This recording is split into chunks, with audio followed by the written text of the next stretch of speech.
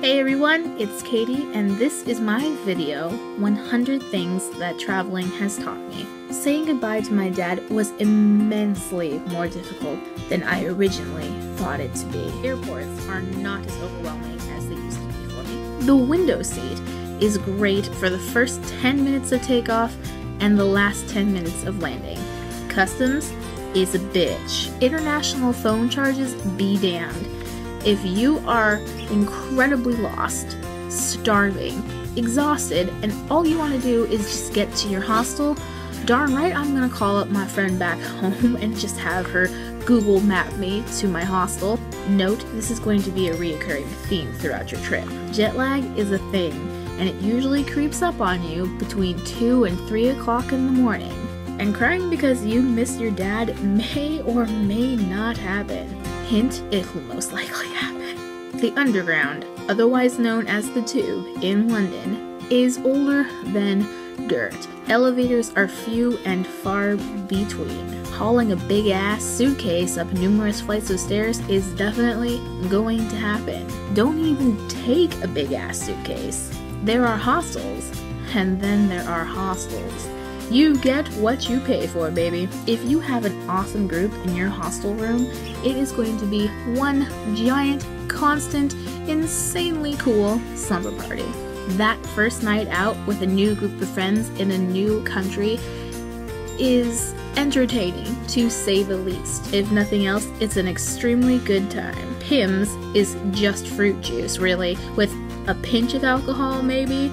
If that is it, a great picture to share with the girls. Don't talk to locals on the tube. They will sit there and glare at you until one of you gets off, and even then, there's no guarantees that they won't stop glaring at you. Stick to chatting with your friends and fellow travelers. At least once, get fancy and treat yourself to dinner and a show. Not only is it extremely fun, but I guarantee you will run into others who are doing the same thing as you. And you may or may not all wind up tipsy together, crying in front of Harrods because you can't even afford one piece of chocolate there. Also, the tube is not open 24/7. When you are traveling, you are going to make incredible friendships.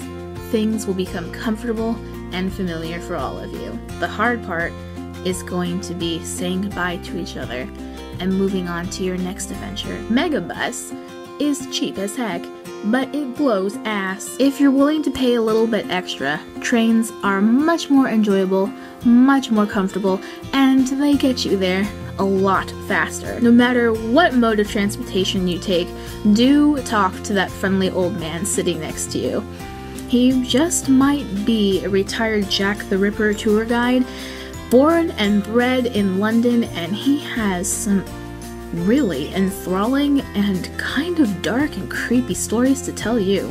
Scotland and Ireland are both beautiful. They are absolutely breathtaking, and the locals that dwell within them are some of the nicest people I've ever had the pleasure of meeting.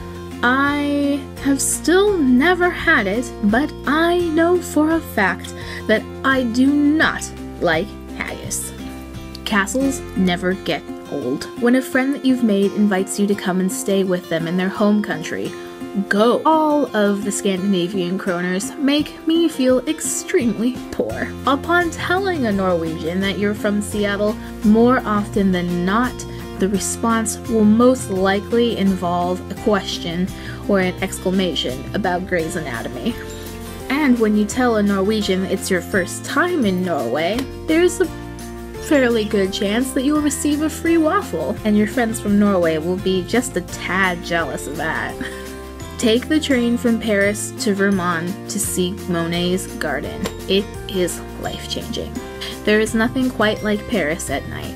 If you aren't afraid to get your hands dirty, you can stay along the coast of France to Belgium for free in exchange for manual labor work. Bruges is better than Brussels. Barcelona. That is all. And just so you know, there is a ferry that runs from Gibraltar, Spain to Tangier, Morocco. The first time that I stood at the edge of the Mediterranean, I may have cried from the sheer beauty and the warmth of it. Regardless of the many, many horror stories, Ryanair, to me, is untouchable. If you are wanting to go to Greece, skip Athens, fly into Thessaloniki, and make your way to Sarti. Sailing all day on the Mediterranean must be what heaven is like. Wearing shorts and tank tops in November is awesome. Sarti feels like being in the movie Mamma Mia. Budapest, even for just 3 days, it is worth it. The same goes for Prague.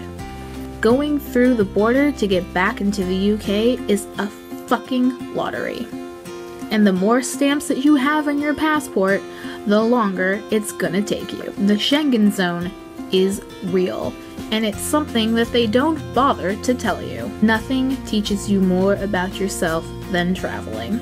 Nothing teaches you more about handling stress than getting yourself lost in a foreign country with a dead phone and not knowing an ounce of said country's language. The phrase, "we'll laugh about this later," is very true, but if you can find the hilarity in it at that moment, you're gonna be far better off. Sometimes you will find yourself in really shitty situations. Everything happens for a reason. This too shall pass. Be open to trying new things and going outside your comfort zone. You will be rewarded tenfold. When you find that group of friends, they will feel like your family. Nights of staying up late, listening to George Ezra, and talking till the hours in the morning need to happen more than at least once or twice. When a guy from Madrid becomes your best friend, you hold on to him for life. Christmas in Europe is on a whole different level. I cannot even begin to put into words what seeing the Northern Lights felt like. Not even close. Snowboarding in the Switzerland with friends is a party. The song The Mighty Rio Grande by This Will Destroy You is the closest thing that I can use to describe what being in the Alps is like. The best way to describe Amsterdam is Amsterdam. Being in Anne Frank's house is a sobering experience. Everyone needs more time in Copenhagen. Being reunited with a friend from back home is great, but traveling together to Italy is even better. Pizza in Italy. Everyone else, go home. Traveling on your own is the way to go. It's a feeling unlike any other. That being said though, getting to explore Europe with my dad was the best. Driving on the other side of the road, however, was not. The 22 minutes that I was behind the wheel was 22 minutes too long. Sadly, there was no way that I could possibly afford staying in the Cotswolds on my own budget. Thanks, Dad. Being in the Cotswolds is like living in a completely different time period. Lisbon, Portugal is warm and beautiful and very hilly. Actually, Portugal in general is very hilly. Sangrias with my dad became our thing. Sintra, Portugal was breathtaking. It was enchanting. I saved the best for last. And there is absolutely no way in hell that I would have been able to afford the villa we stayed in. So thanks again, Dad. I love you. According to my dad, knowing about my cliff jumping experience in Austria was something he would have rather known when he was dead. I would give just about anything to go travel Europe with my dad again. My cell phone survived 6 months of abuse, but all it took was one taxi ride to the Lisbon airport, my last full day in Europe, and it was gone forever, thus leading to all my photos from my trip with my dad being gone. And not backing up my phone on my iCloud is a mistake that I will never make again. Saying my last goodbye to my friends on my last night in Europe was so tough. Saying goodbye to my best friend my last night in Europe was heartbreaking. Iceland is beautiful, but expensive as fuck. 16 pieces of sushi cost almost $30 US. I opted for the ham sandwich instead. Dads make great pillows and are very comforting when you have a good cry on the airplane. Pelicans are hilarious and they will photobomb you. I fucking love pelicans. I lost 45 pounds in Europe. I am empowered and I love myself in a way that I never had before. The people that you meet on your adventures are a special type.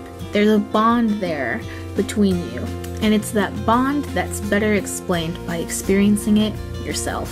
Adjusting to life back home takes some major getting used to. You come home a completely different person, and in the best way possible.